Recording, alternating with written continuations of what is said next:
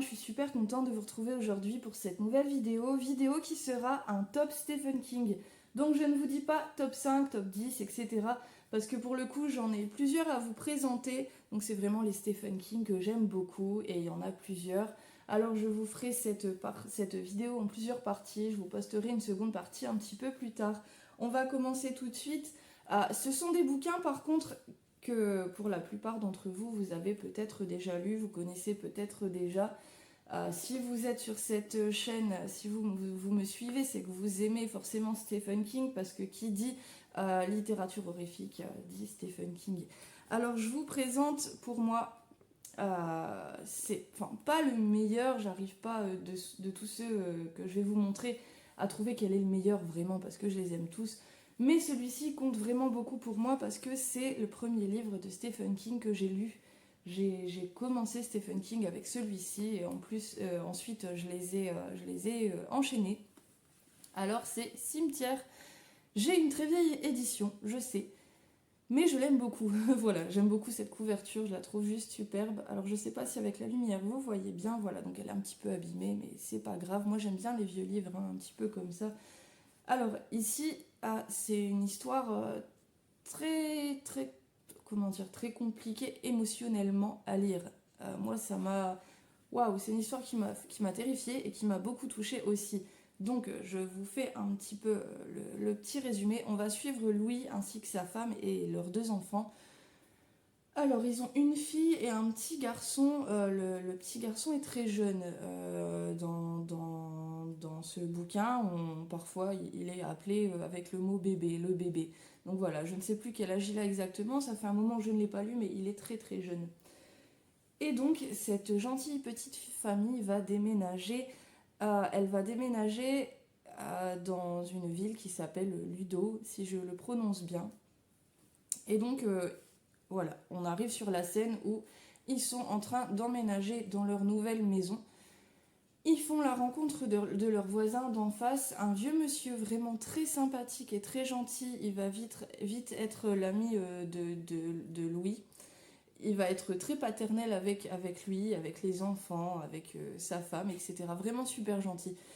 Et voilà, alors leur maison, elle est traversée, alors la maison du voisin et celle de Louis est traversée par une grande route où il y a des camions qui passent tout le temps, hein, tout le temps en fait. C'est les camions, ils empruntent cette route-là, ils n'ont pas le choix. Mais ils passent vraiment à grande vitesse. Donc le voisin va vite leur dire de faire très attention aux enfants parce que ça peut aller très vite et c'est très dangereux. Les enfants, ainsi que Louis et sa femme, etc., vont vite découvrir que derrière chez eux, un petit peu plus loin, dans la nature, dans les bois, je crois, ouais, dans les bois, il y a un genre de cimetière, mais c'est un cimetière pour les animaux. Et tous les enfants de la ville, c'est un petit peu une coutume, hein, ils enterrent leurs animaux décédés à cet endroit. Donc c'est le cimetière des animaux. Alors, tout ne va pas être tout rose, tout beau, bien sûr, sinon ce serait pas intéressant. Il y a le chat de la famille qui va se faire renverser par un camion. Et là, Louis va en parler à son voisin d'en face. Il va lui dire je sais pas comment je vais faire, j'ai pas envie de faire de la peine aux enfants. Et Louis va l'emmener un peu plus loin que le cimetière des animaux et va lui montrer c'était un ancien cimetière indien. Et il va lui dire que là, s'il enterre son chat va revenir. Donc Louis, bon, il va pas trop... Bon, il va le faire quand même, hein. Et son chat va bien revenir à la vie. Il n'y a que Louis qui est au courant. Il va trouver ça bizarre, mais il va rien dire.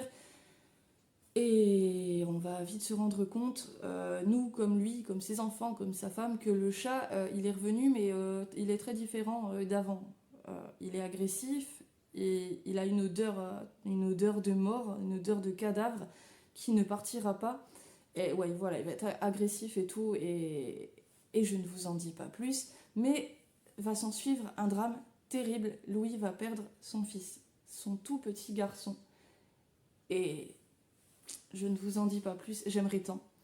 Ça va être affreux, une histoire affreuse.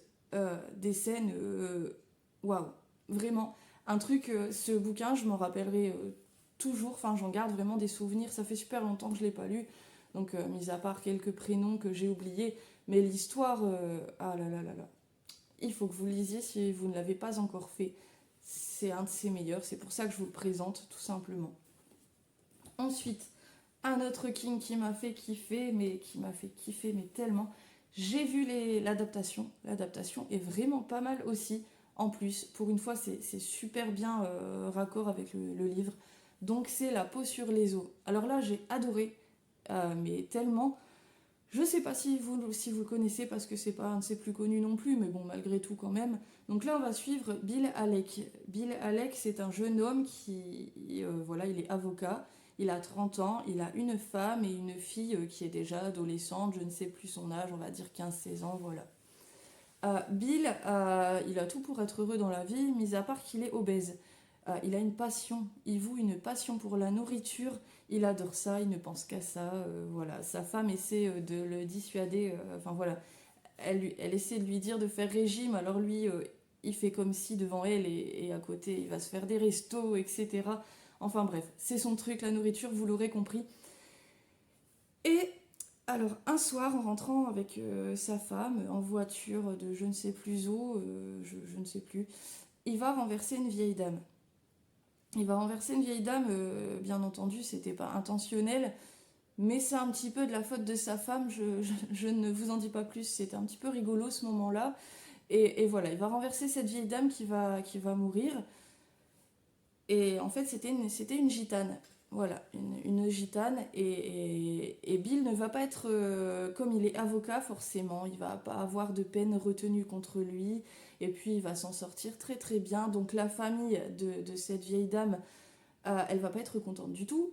Donc, il y a un vieux monsieur qui est en fait le fils de cette dame qui est décédée, qui va se venger contre Bill. Il va s'approcher de lui après le jugement. Il va le toucher au visage, il va lui dire une phrase presque incompréhensible.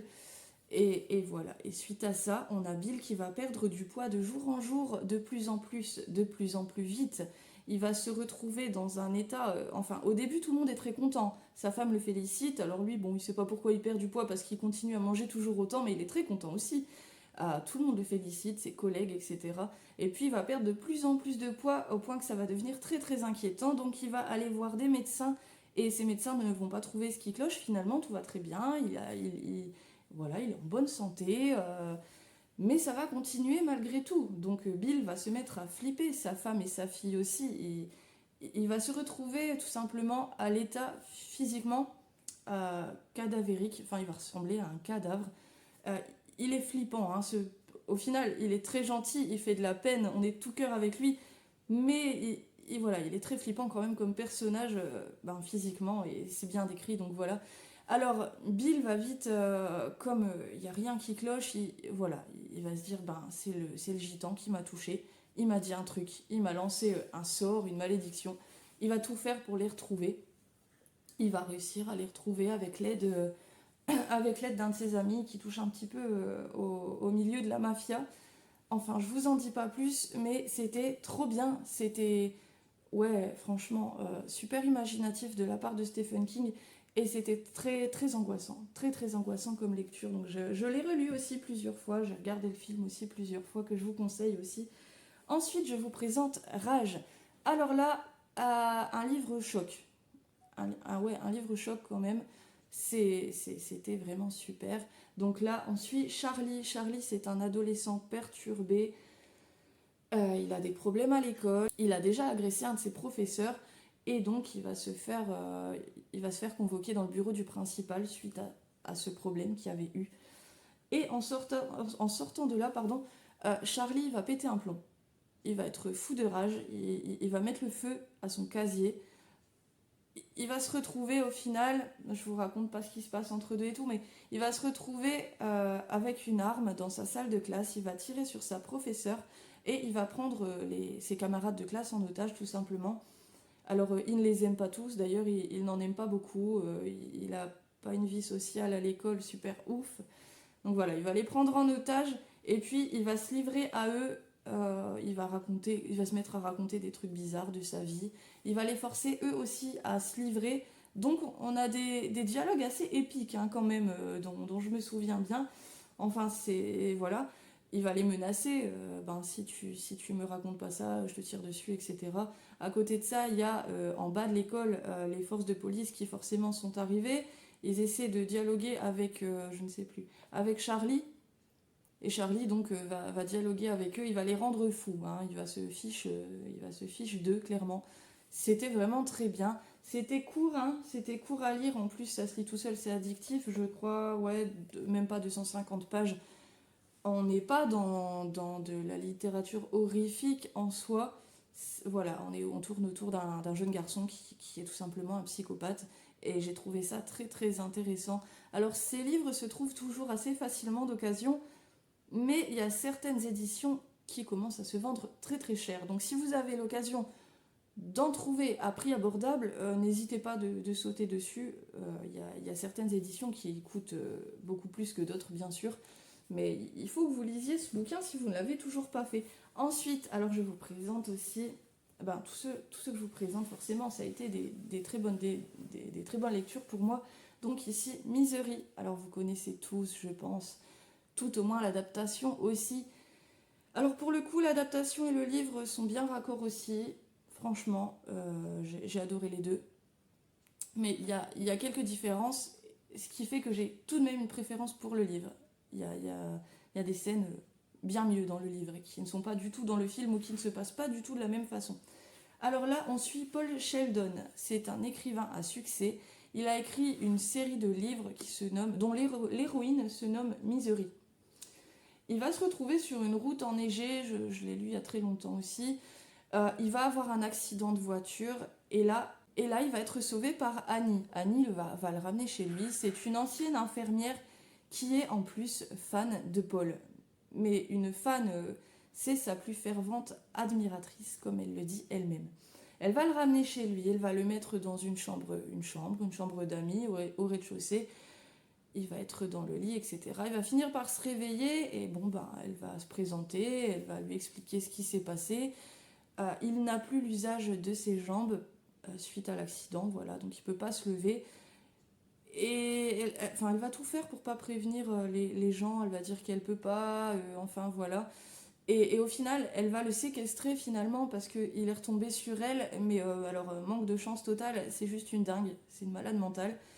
Et elle va tout faire pour qu'il reprenne l'écriture de ses bouquins Misery parce que pour lui, c'en était terminé. Il avait fait mourir l'héroïne et ça, elle ne veut pas. Parce qu'elle vit au-delà de ça, en fait, au-delà de ce qu'elle a lu de lui. Elle veut pas que ça se termine. Donc elle va le menacer, elle va le mutiler, elle va lui faire subir des choses atroces.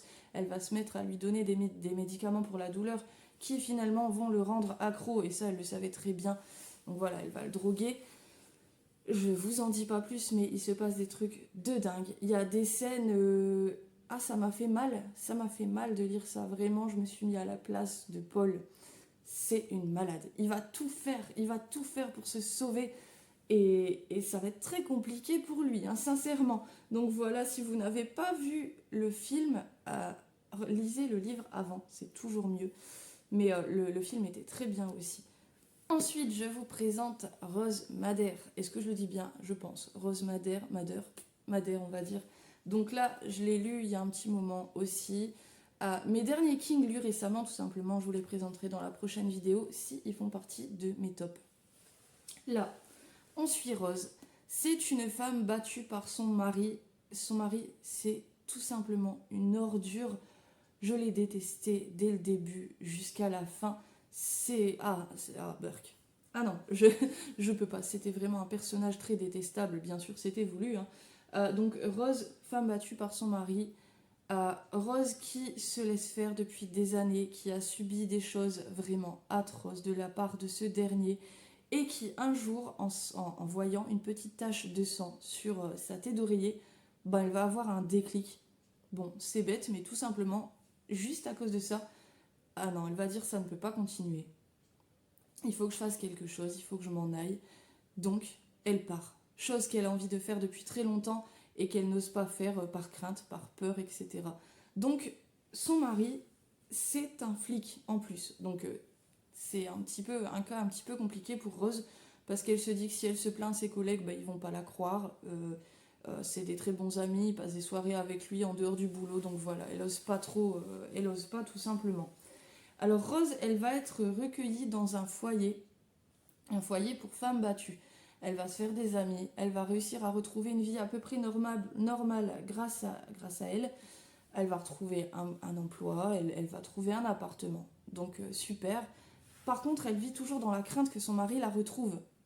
Parce qu'elle est partie loin, mais voilà, il fait partie de la police. Donc il a des moyens de la retrouver, disons-le.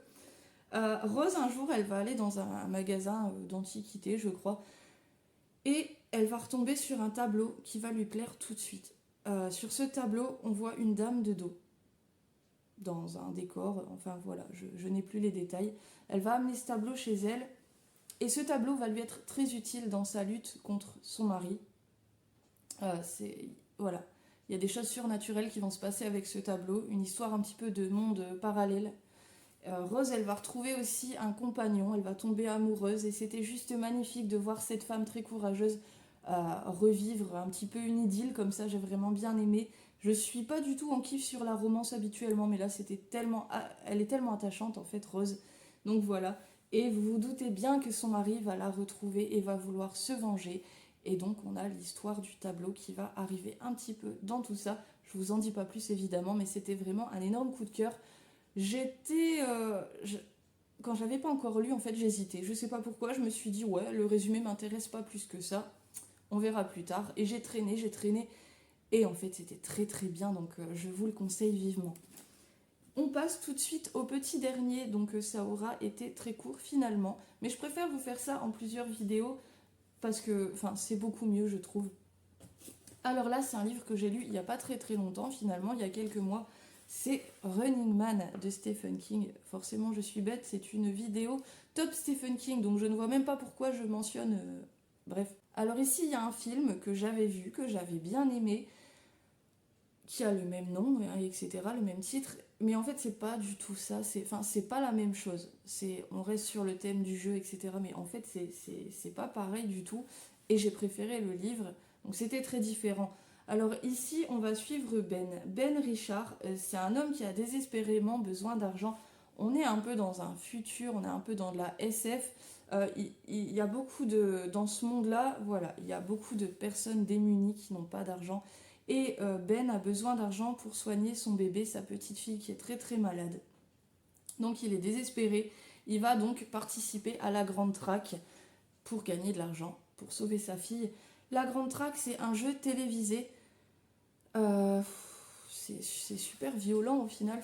C'est un truc, ils vont choisir une personne en leur faisant faire des tests. Donc Ben va faire des tests, on va tout suivre dans les moindres détails, ce que j'ai trouvé très très intéressant.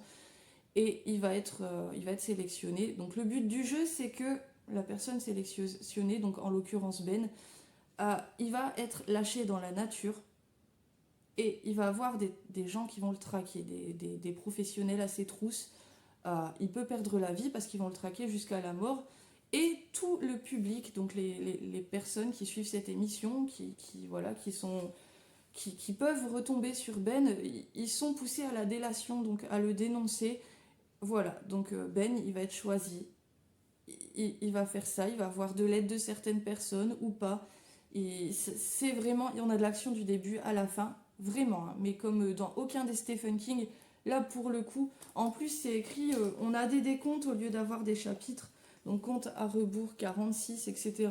Donc nous, on a super hâte de savoir la fin. Et la fin, j'ai été super triste. Ça se termine pas en happy end, comme on dit. Et donc voilà, j'ai été super triste de cette fin, mais qui était très bonne, très très bonne, disons-le aussi. Alors je ne sais pas si vous l'avez lu celui-ci, parce que moi c'est la même chose. Il était dans ma pile à lire depuis longtemps. Je ne suis pas une grande fan de science-fiction, mais bon, après je me suis dit, de la SF Stephen King, ça reste... Mais là on n'est pas dans de l'épouvante du tout. Il n'y a pas de monstre, il n'y a pas de... Voilà, c'est vraiment une traque. On voit là la méchanceté de l'être humain finalement, de quoi il est capable pour l'argent, etc. C'était très très bon. Voilà, j'en ai terminé pour cette première partie. J'essaierai de vous tourner la seconde très bientôt parce que comme je vous disais, j'ai pas classé de mon préféré. Voilà, c'est pas un classement, c'est un top. Donc dans les prochains, vous allez voir des bouquins qui sont vraiment super géniaux aussi, comme ceux que je viens de vous présenter tout simplement. Donc voilà, je ne sais pas quand est-ce que ça sera fait, j'essaierai de vous tourner ça quand même dans pas trop longtemps. Je vous fais des gros bisous, j'espère que cette vidéo vous aura plu et je vous dis à très bientôt.